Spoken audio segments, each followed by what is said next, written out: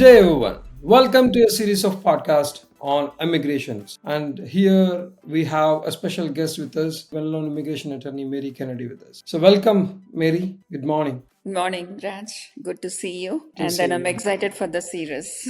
Wonderful, wonderful. So, Mary, so the intention of this series, we're doing multiple talks on an immigrations and a non-immigration. What is non-immigration? What is immigration? What are the different visas available? So, we want to give an infotain that our viewers and listeners on various form of immigrations. Because US is a land of opportunities. It's a hope for many lives. Many people that they want to be here, they want to continue their lives here, they want to settle down, and many aspirations, right? The basics and compliance requirements to be in US, and how do they need to be in US, what is the prerequisites, etc. It's an exciting topic for me when it comes to immigration. As you rightly said, Raj, more than anything else, what's the expectations or what do we do? My excitement is all about educating people about immigration. And then that's where I feel like very common, very minimal knowledge itself helps them in the journey of immigration to a place where the compliance plays a very big role on that. So many people might be thinking that a chat GPT or FAQs can give them an answers. But education is not only about doing the chat GPTs, Googling the FAQs, but it is getting the right insights from the experts and learn the right things and do the right things. Particularly when you talk about the immigration and being compliant is very, very, very, very important. So with that said, let's get to the basics. There are a lot of immigrants from India, US right now. They could be on the different visas. First of all, what is a visa? What is immigration versus non-immigration? So immigrant visa is permanent visas of, like green card, the permanent resident card being on the employment based or a family based. An US citizen gets married to an non-US citizen, they get a green card based on that. So those kind of a visa come under immigrant visa, which is a long term of giving them an opportunity to be here, like getting the permanent resident based on a family marriage, and then they will be given 3 years validity or max 10 years validity once they get the green card. So those are the visas which comes under the immigrant visas. And then what is the non-immigrant visas? Like temporary visas, which is classified as like H1Bs, L1s, even the H4s and F1s. All those are non-immigrant visas. So when you come on a non-immigrant visa, it's always that you're going to be very temporary, and then the purpose of it, each one has its own requirements. Say for example, H1B visas, they have to be qualified for the specialty, title, occupation. People get very confused about it. I'm a nurse, why do I not come under the H1B? Because it has its own requirement, being a specialty occupation. That's a requirement of a H1B visa. So you being on a nurse visa, so these are all the visas which is very particular for a purpose of approval. They think as simple as such, visitor visa. The intent or the requirement is completely to come visit US and then explore. Tourism is associated term when you take B2 visa. That's very important. When you prioritize, even if you go for an interview, when you talk about the B2 visa, you say that, I come to take care of my daughter who's going through pregnancy. That cannot be the purpose of the visa. And you are visiting US only for the purpose of exploring tourism, and then you can be with your family, but that's not the intent of the B2 visa. But if you say F1 visa, their intention when they go for the stamping purpose is to study. You cannot associate that after I get my F1 visa, then I might go for an H1B. See, that's a practical difference. Yeah, people can apply for a H1B eventually, but when you talk about in your interview about the F1 visa, it's intended for a higher education. Can you just do very simple as such being on an F1? No. There are requirements of your credits being maintained and which school can do that. I-20, all those are associated. So L1, if you take it, L1A or L1B, that is also a non-immigrant visa, but it is very specific, intra-company transfer. You cannot be on an L1. Always we get the question, I'm on an L1, can I transfer myself to another company because my company is laying off? No, that cannot be there because you come under very specific organization which has fulfilled the requirement of this person is needed as an intra-company transfer, which means they are going to be here for that specific organization, and that's the basis of L1A or L1B. So these are some of the educational sides of it, I would say. So there are two kinds of visas: immigrant Immigrant visa, visa non-immigrant and visa. non-immigrant visa, right? Immigrant visa is for the permanent residency, whereas non-immigrant visa has a definite time Probably you are coming here for a purpose, and after the purpose, you need to leave. That's the purpose of non-immigrant. Whereas non-immigrant visas has a multiple classifications, as you mentioned, H1, L1, B1, B1/B2, F1, many things. So every visa has a specific classification, and the user and a particular audience has to fill or identify which category would be applicable for them the best, and have to apply and stick to the policies accordingly. As long as you are staying in the US, you follow the compliance rate. And it is quite possible that during your stay, you can change from one non-immigrant visa to the other visa. And when your tenure is coming to a closer, or when it is needed, you can apply for an immigrant visas, right?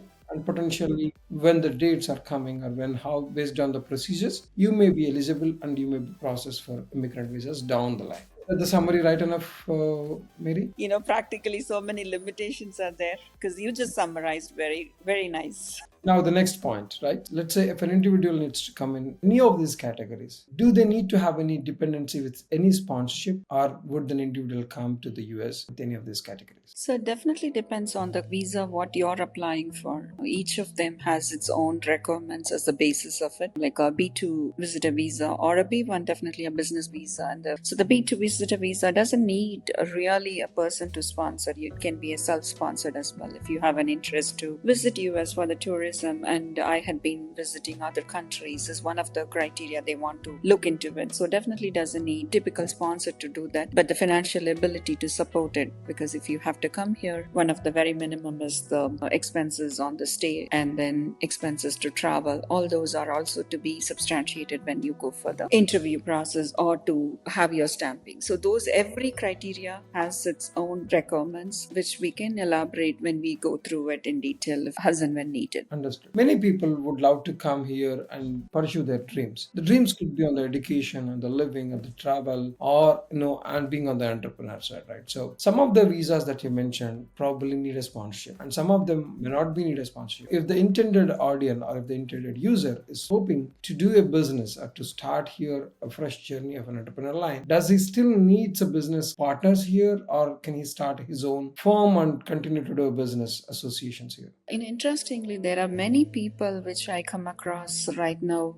in the process of, they have established already their own entrepreneurship journey. See, there are very many limitations depending on what kind of a visas you are in the US, because out of US there is not much of an limitations, and I'm very interested to see that many of them have already started the journey of entrepreneurship being in India. But again, each one of them has to have their requirements, which we can talk about it in general. But the journey can be started, and there are options. There is a bag business that is happening, and it's getting manufactured in one of the places in Tamil Nadu, and then they are able to have the business established, and it's a very well growing business as of now, happening for the last 3 years in US. So many, depending on the other requirements of the visas and what kind of a visa it's possible, or the establishment of an LLC or other corporations, how it is possible. So many things we can talk about it, explore in detail, and then go over it. Very good. So depending upon what and how,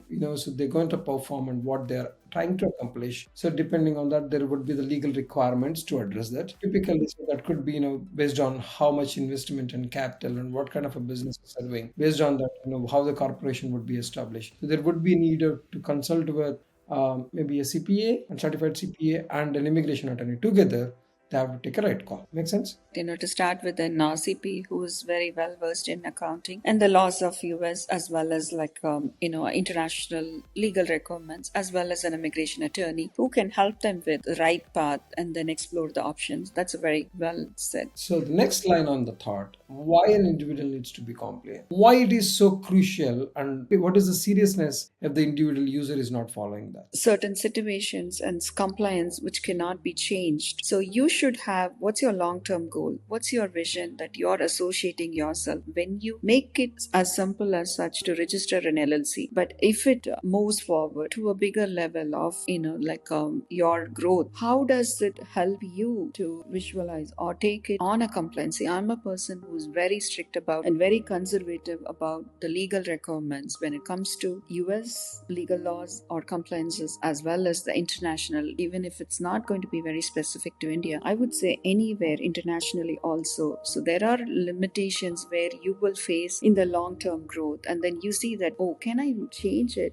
Like understanding, no, there are limitations when it comes, and then associate yourself with. So that's when I want to make it very specific. What is it, depending on the requirements or the vision or the goal? What is your expectations? Are you looking at it in a way that you're going to be looking into it 5 years, 10 years down the lane? Understanding that should be the CPA as well as the immigration attorney's role to help them understand, go with them, and then guide them on the process. So there is always a rules and regulations when you move out of, even if you're in your own home, you follow certain procedures. And if you just step out and if you be on the other homes or other country or other place, you definitely need to adhere to the same policies. So being you here, any immigration or non-immigrant visa, is a holder being here for a particular purpose, and you have to value that, and you have to follow that, and you have to stay adherent to that. So which means when you are expiring to the certain due dates, you have to apply for extensions well in advance. When you're trying to change the discipline of the country, or maybe when you're changing your work locations, follow the rules and regulations well in advance and try to be compliant. Because if any of the deviations can happen,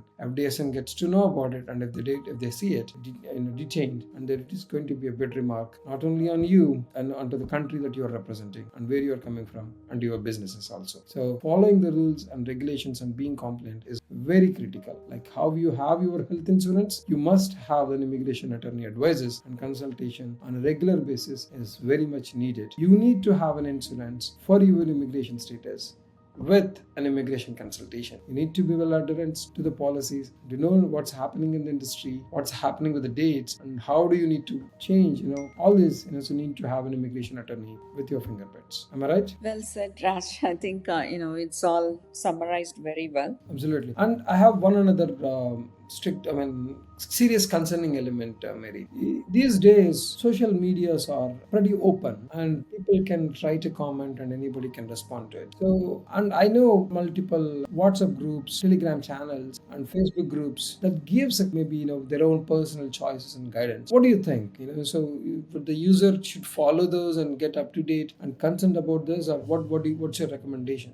Just for a quick example, people always say that like EB1A is very easy because I got it approved, and I am not an attorney, but I'm ready to file for it. Just an example, I'm saying there are very many compliances, and that concerns me a lot. I'm just giving a very simple example, as I do not want to encourage all those just to trust someone. Like you can educate yourself, understand, but the due diligence is something you have to look into it for anything that is particularly immigration. When it comes to it, there are very easy process that would have been happened, and I'm very glad and happy for it. But when it comes to very, very simple, there are multiple scenarios I have myself faced as we connect with a lot more of people, and we go through very many different scenarios of people. So the consequences are very high. So I would be very, very cautious when you have to just trust someone from the social media, giving them a legal advice, and then you want to take that as your personal decision. Even here, we have to say that even before getting into the calls, this is not a legal advice for anyone who's going to be listening to the podcast or understanding. This is a very, very general conversations. We are helping them to educate themselves of the situation, but this cannot be considered as a legal advice. Wonderful and well said. It's good to get knowledge from different sources, but it is your due diligence to apply as and when to your situation. Particularly many instances that, not all H1s are same. Though the paperwork is all same from the same company, not all the H1s are same. How they operate and how they give the due date, how they approve, it could be different. If people just typically follow the social media post, it's just like over-the-counter medicine. You can get it and grab it, but it is on your due diligence whether I can follow that. If you are trying to save a few $100 to get a few consultation rather than go with that, the risk is heavy penalty. It's good to get the data and get the information. You can rely on ChatGPTs, but they cannot compete or they cannot beat with a well-certified immigration attorney. So just be mindful and cautious of that. Yes, well said, Raj. I can't agree more than that on you. Immigration is a wide open area. Every case is different. Feel free to share your thoughts and user stories. We would like to get that to public in an educative sessions. So we'll come back again in this episode 2. We'll double click one of the topic and we will talk more further in the next series. Thank you very much, Mary. Sure. Thank you, Raj. You're on the very good side of understanding and making it as simple as such for the audience. I'm looking forward for it.